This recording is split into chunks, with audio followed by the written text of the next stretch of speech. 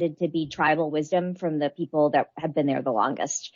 Some documentation, but I'd say very limited. And there wasn't a team specifically focused on gathering that information for the organization as a whole. Okay, I understand. Well, I think it's been quite a lot of work behind for us, to put this together, because at the beginning it was everything in people's heads. And one of the most important things we are doing is basically gathering all this information from the relevant people and putting it together, besides obviously talking to customers, talking to third-party analyst companies, doing lots of desk research, doing interviews, and so on. So it's an aggregate of everything that we are doing. How often did you meet with Finastra during your time of Bottom Line, and what was your impression, your opinion on the product that we were competing against? Yeah, see, in my day-to-day business at Bottom Line, not often, because a lot of my clients, I'll give you an example of the personal portfolio in Target that I was servicing. So I would work with organizations like Fidelity. Yes, they have a bank, but they act also like a corporate in many ways for how they move money. I sold them a wire solution that was moving $20 to $30 billion a day. So in that case, I didn't see Finastra there, from the folks I was working with, because it was more trade operations, back office function. And it was an account that I inherited. So somebody else sold it, and then I cross-sold and maintained it over time.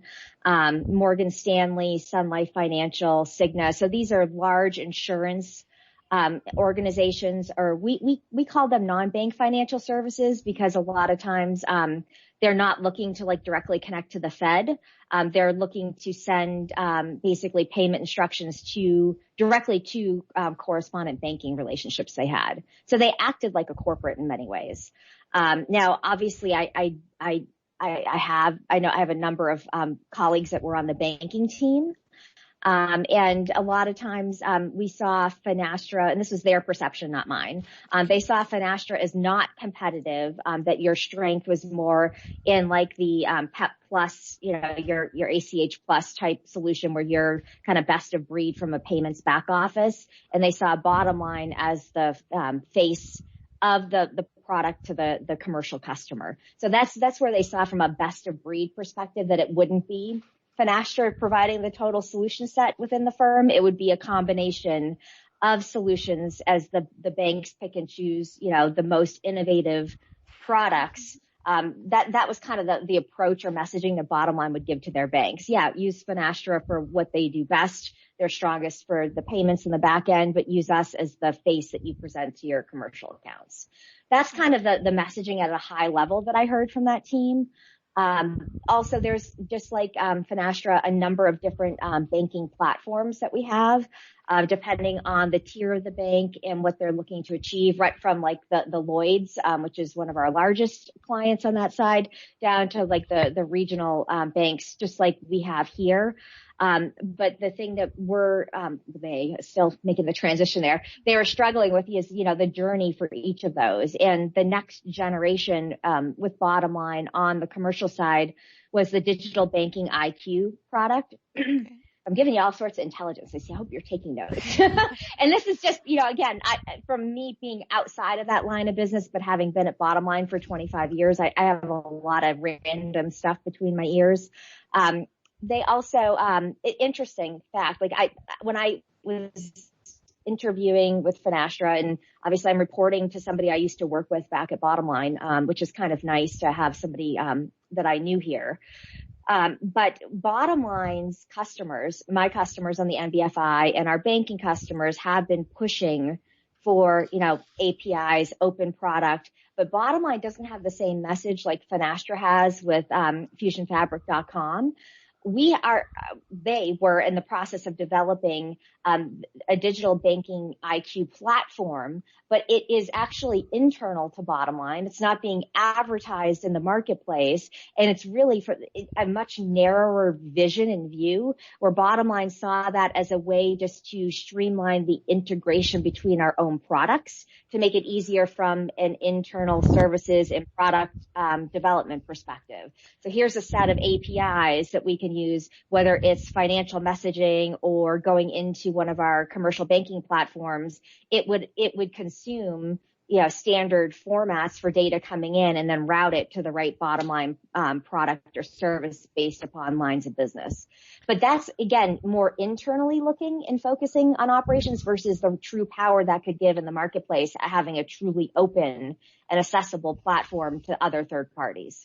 So I thought it was kind of interesting, and I don't know how broadly known that is in the marketplace, but they're investing very heavily in this internal infrastructure and open platform.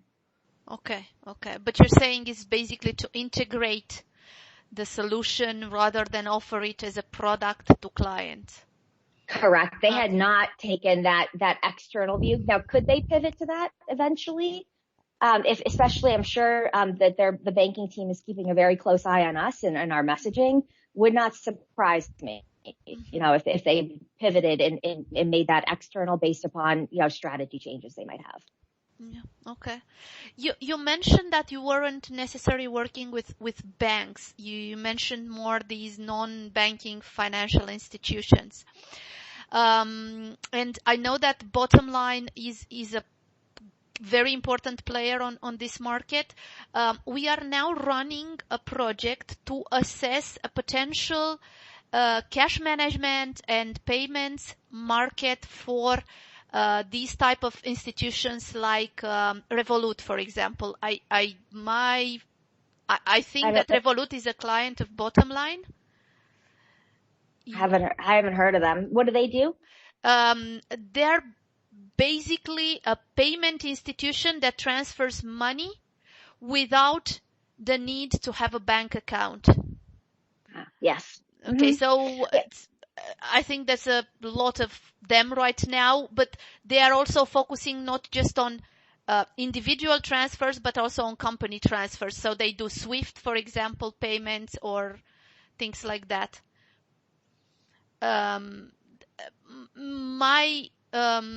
My question was more like, does Bottomline have a different product they sell to non-banking financial institutions, or they go with the same product but maybe different messages? I haven't heard of this particular product, but we definitely, when it comes to things like tokenizing electronic payments, which is a huge play in the marketplace right now, we do definitely have regional solutions for that. So if you look, for example, in the U.S., technically North America, because it supports Canadian payments as well, the PayModeX service that Bottomline has is basically provides organizations with the ability to have tokenized business-to-business payments. So the PayModeX service actually onboards vendors and goes through the compliance checking, so the OFAC screening. They actually verify that the vendor owns the bank account that's provided, so it's looking for internal fraud as well. So we sell it directly to. They sold it directly to corporates, and they also sold it to banks as a channel to then resell to their companies too. So it was a revenue play for the banks as well. And corporates would buy it, twofold. One, digitalization of their payments mix, which is huge, especially in the time of COVID. And then two, it was a fraud play, because by pushing the responsibility for the vendor, Bottomline in this case, to do all the vendor compliance and screening, we're guaranteeing that the payment's going to be routed to the correct bank account, or they were. So basically deferred liability for certain fraud from the corporate to the fintech. So that was a big play and a huge area for growth at Bottomline. But I've also seen, like, you look in Canada, they've always had this kind of tokenization of bank accounts through their person-to-person type payments they have, where you can basically make a payment with just an email or a cell phone number, and the bank would basically text the individual, and they could determine how to route that payment. So it actually, this whole concept of also business to consumer or person-to-person type payments where you are basically tokenizing the bank account and putting the power of how that payment is going to be